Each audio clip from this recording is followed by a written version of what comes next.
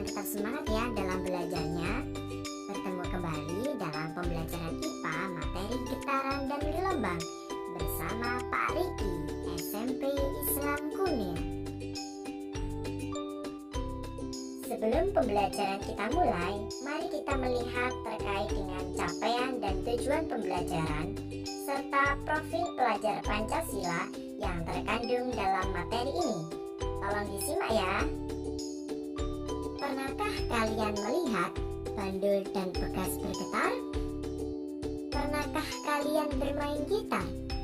Apakah ada kaitannya dalam materi hari ini? Penasaran? Mari simak pembahasan berikut ini.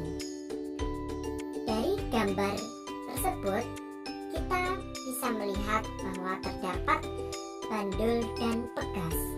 Ketika bandul digerakkan ke kanan dan ke kiri, sedangkan pegas dari atas ke bawah, itu menunjukkan adanya konsep getaran.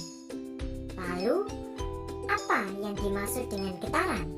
Getaran merupakan gerak bolak-balik secara teratur melalui titik setimbang. Pada saat benda dilepas dari kedudukan A, maka bandul akan bergerak bolak-balik secara teratur melalui titik A, O, B, O, A. Satu kali getaran melalui titik A, O, B, O, A. Untuk setengah getaran itu melalui titik A, O, B. Salah satu ciri dari getaran yaitu adanya amplitudo. Amplitudo merupakan simpangan terjauh dari titik setimbang. Nah, ada beberapa macam besaran dalam getaran, yakni frekuensi dan periode. Frekuensi merupakan jumlah getaran yang terjadi dalam 1 sekon. Frekuensi dirumuskan dengan huruf F sama dengan N dibagi T, dengan F adalah frekuensi dengan satuan Hertz, dan N adalah banyaknya getaran, dan T adalah waktu dengan satuan sekon, dan T besar adalah periode dalam satuan sekon. Di samping frekuensi juga ada periode. Periode adalah waktu yang diperlukan untuk melakukan satu kali getaran yang dirumuskan T besar sama dengan T kecil dibagi N, dengan T sama dengan periode satuannya sekon, dan T kecil adalah waktu dengan satuan sekon, N adalah banyaknya getaran, dan F adalah frekuensi atau hertz.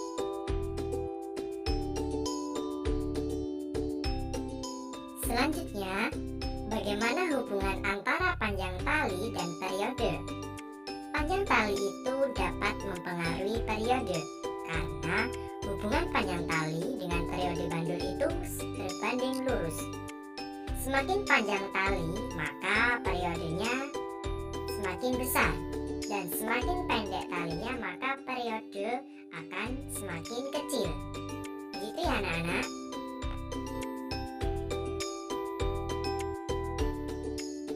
Nah, kalau tadi hubungan antara panjang tali dan periode, sekarang bagaimana hubungan antara panjang tali dan frekuensi? Nah, ada yang bisa? Jadi gini, semakin panjang tali, maka semakin kecil frekuensinya. Panjang tali itu berbanding terbalik dengan frekuensi. Sampai sini, paham anak-anak?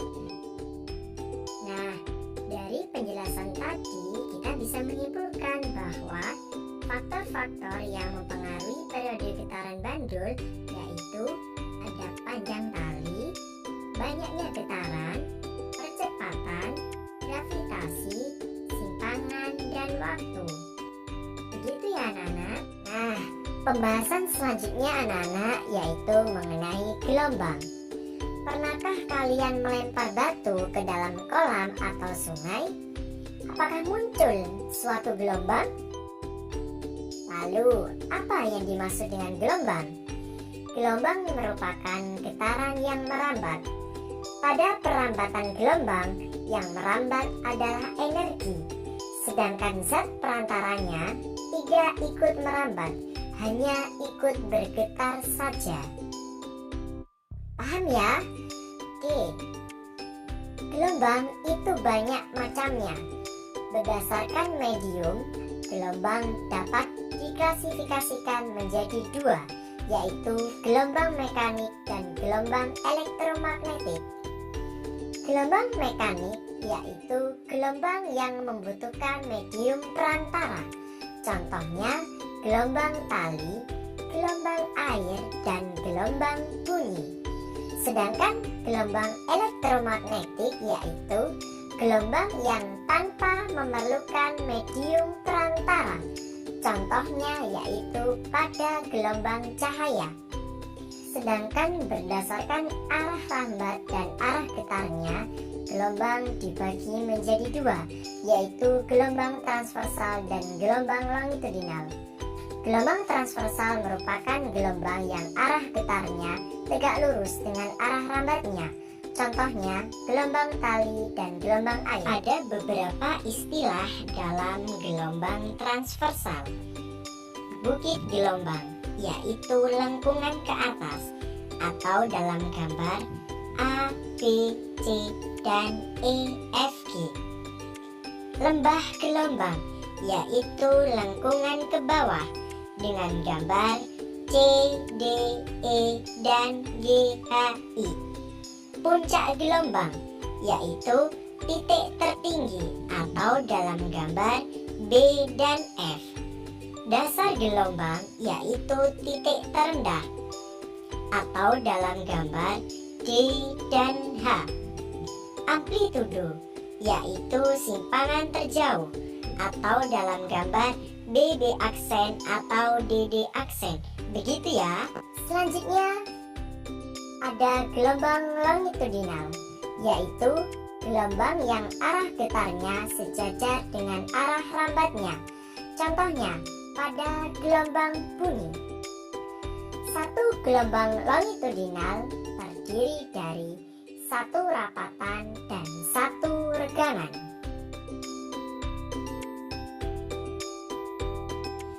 Begitu ya anak-anak.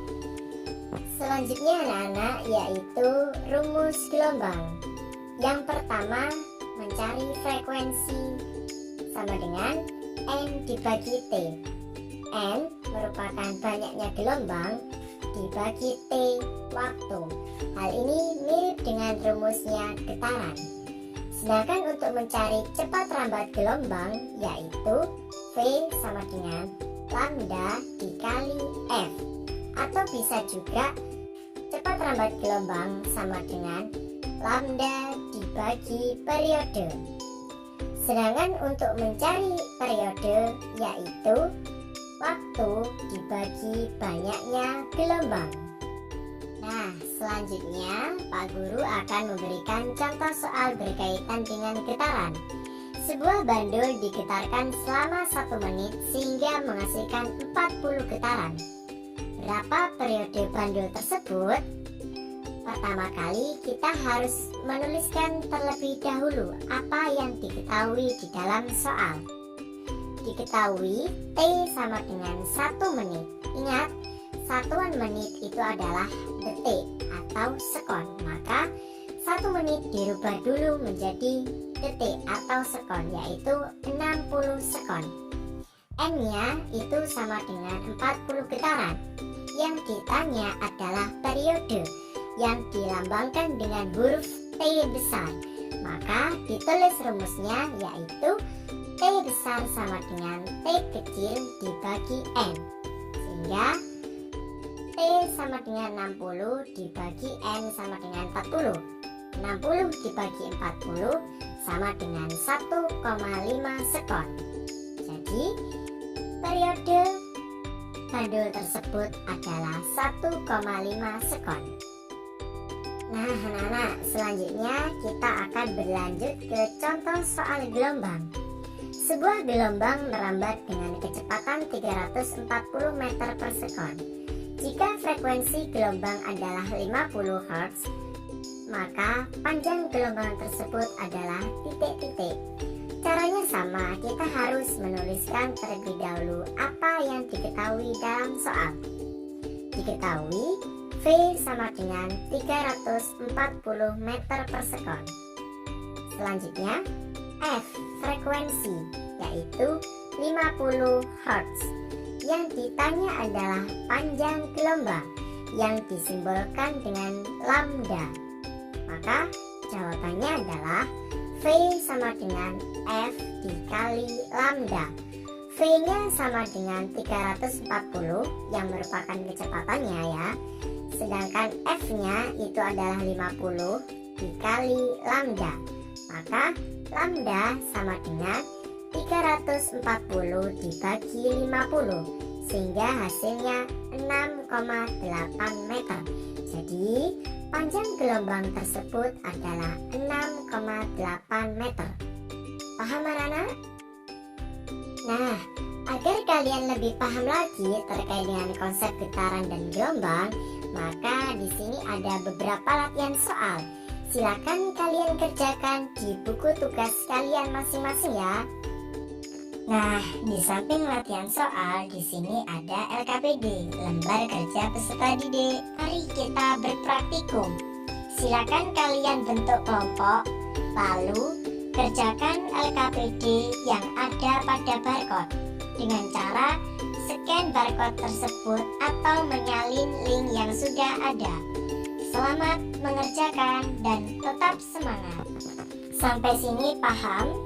Jika kurang paham bisa ditanyakan ya anak-anak. Oke, cukup sekian pembelajaran pada hari ini. Terima kasih, semoga bermanfaat. Sampai jumpa di pertemuan berikutnya. Tetap semangat. Wassalamualaikum warahmatullahi wabarakatuh.